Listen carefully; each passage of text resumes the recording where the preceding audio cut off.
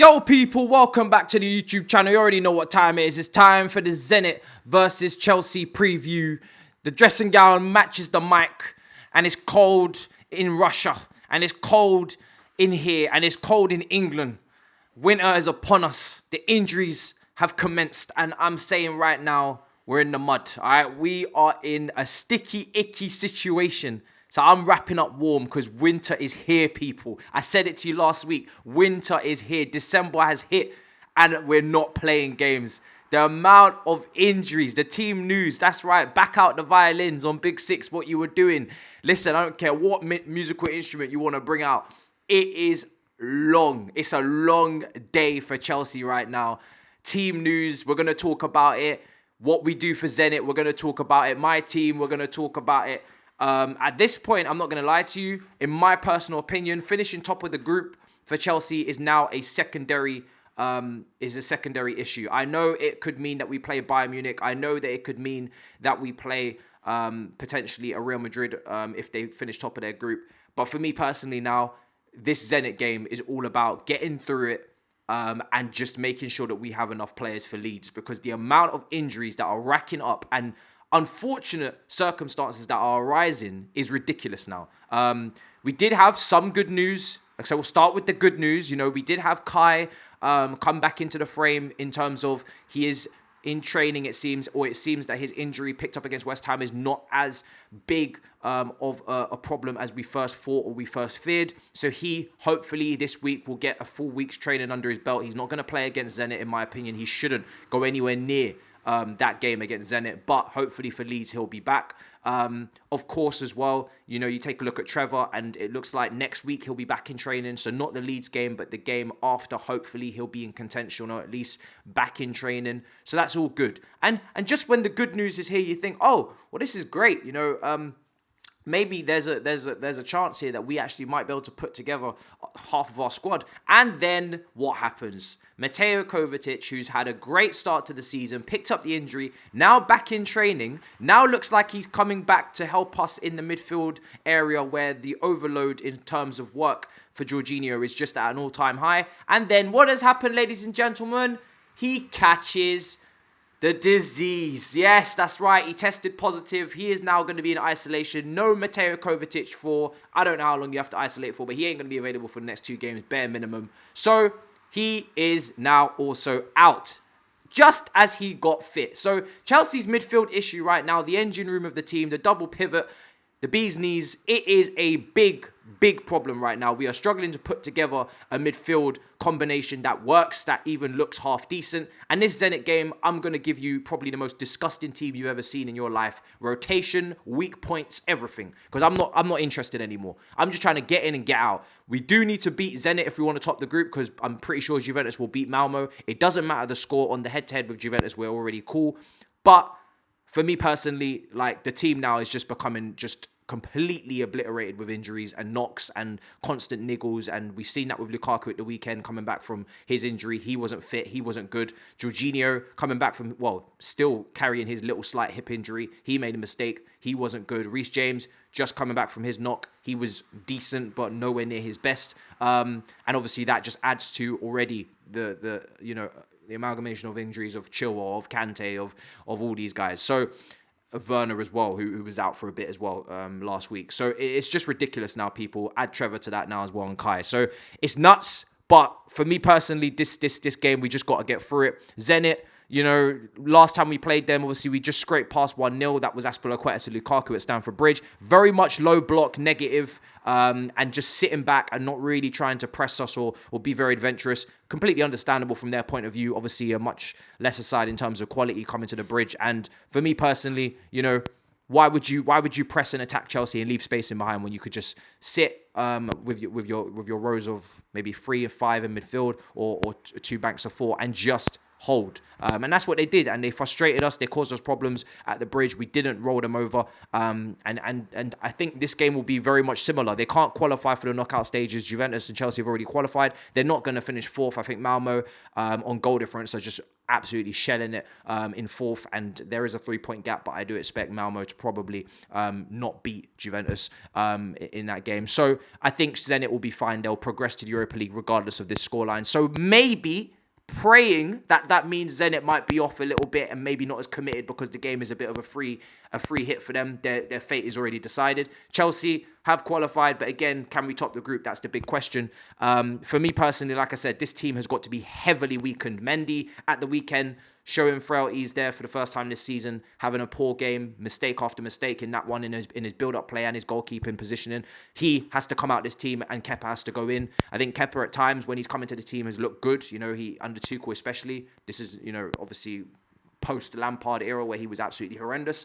I think we can trust on him to do a game. And I think this is important. We've got Brentford next week in the Cup this time next week. Kepa needs to get used to being in this team. AFCON is coming, Saj. You cannot stop reminding me about AFCON and Mendy and Kepa and all these little, details that might decide the title race.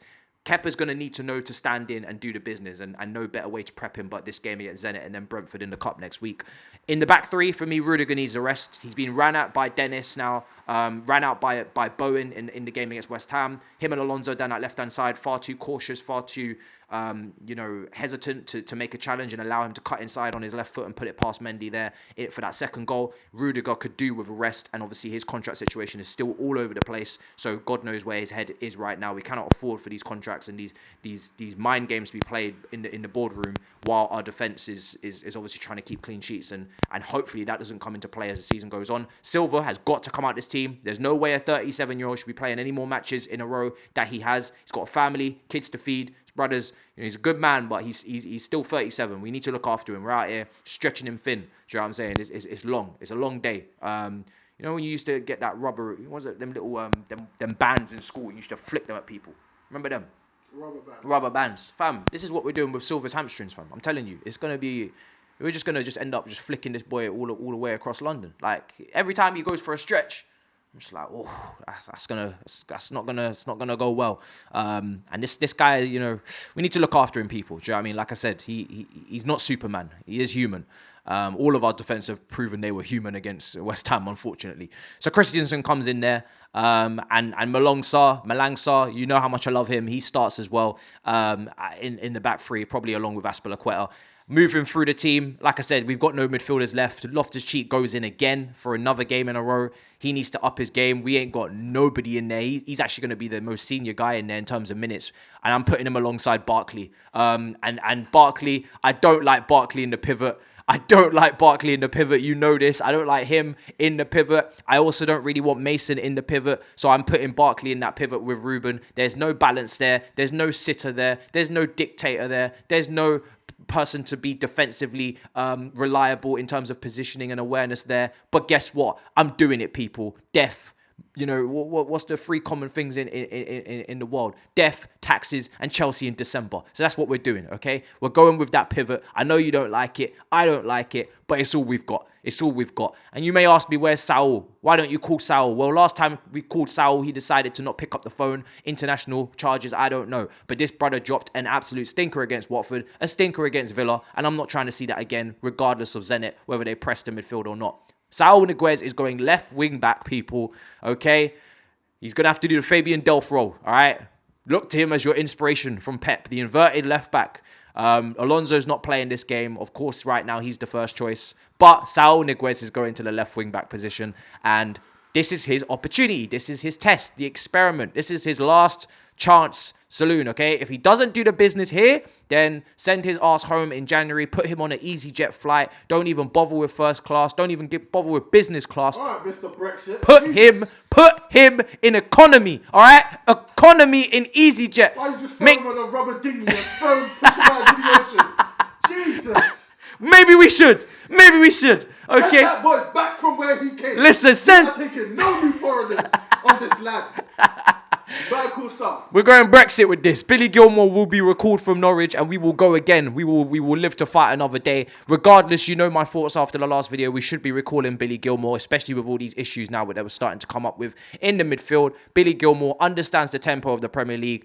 you know, and for me, he's much more acclimatized than Saul Niguez is looking right now. It's no surprise that him and Thomas Partey are absolutely shelling it. And they're both from Atletico Madrid. And it seems like only Man City could pick out a midfielder from their team that suited the Prem with a certain Rodri. Everybody else who's coming from Atletico is dropping down like... It took him 2 years. Let's not give him all the praise. You've been... It took you 2 years to acclimatise. You've been a frustrated man. Yeah, we're getting our money now. Yeah, listen, at least you're getting something. Arsenal are still waiting. When you have a 36, 35-year-old Fernandinho starting in front of you, true. You spend all that money, True. There's an issue somewhere. Well, listen, Cancelo, he also took his time acclimatizing, but at least you're getting something, do you know what I'm saying? Saul doesn't look like he's going to be able to bring nothing at this point. I'm putting him at left wing back just to give him a go. And Thomas Partey's out here dropping stinkers, do you know what I'm saying? Looking like he should be in Camden Town, dropping for his knees or something. That brother's moving nuts. What you know about Camden? Yeah, I don't know. There's Camden Town during the day, and there's Camden Town during the night. Anyway, apparently that's not the spot anymore. Apparently it's somewhere else in North. Soho's too bait. I think it's like I think there's I think there's Chinatown? You know what? Seven sisters. You know we're going down to Chinatown after hours, yeah? Edmonton Road. Saki.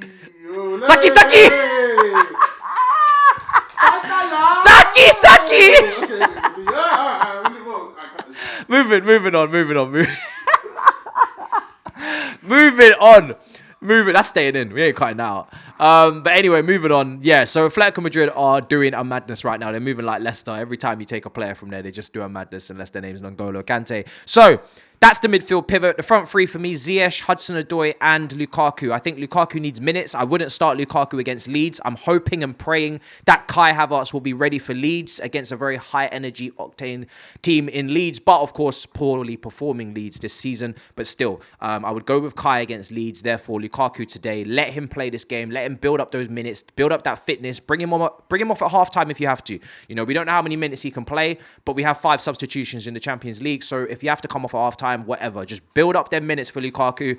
Hopefully he can get a goal. Build them up against Brentford next week as well in the Cup. And then let's see how Lukaku looks in the Premier League once again. So for me, that's how I'm going. I want to see Hudson-Odoi giving some sort of creativity to Lukaku in terms of chance creation. He was creating a bundle of chances before a big dip. And Ziyech has been playing really well recently, of course, bringing output to his game. He hasn't been playing full 90s that often, obviously coming off the bench against Juve, coming off the bench against Watford. So for me, Ziyech is more than capable of starting this game, and it just adds some quality to the team because this team is absolutely stricken. And at right wing back, before I forget, Pulisic for me is going over there. I think him and Hudson-Odoi can interchange. They can both go right wing back, both go left wing. It is a big interchange. It is a big switch if they are to switch positions at times, but obviously when set pieces are taken, that instruction can be given. Let them both play. It gives you some sort of flexibility in regards to, you know, let's see who can get the beating of their fullback.